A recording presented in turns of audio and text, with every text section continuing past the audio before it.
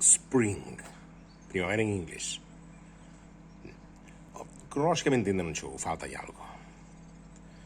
Este día atrás choveu moito, hoxe estivo facendo bo día, xa está vindo o sol por, pero nesta panorámica podo dicir que dentro do que cabe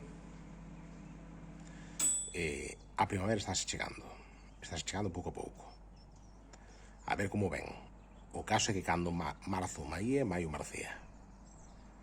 Así que mellor que non faga demasiado tempo por marzo para que o faga por maio, porque senón xa en maio cando veña unha chea de chubascos, porque cando en marzo maiea, en maio marcea.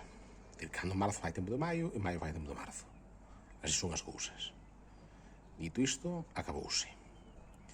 E non me extrañe que este vídeo teña o título que ten, Spring, que é primavera en inglés. Abur.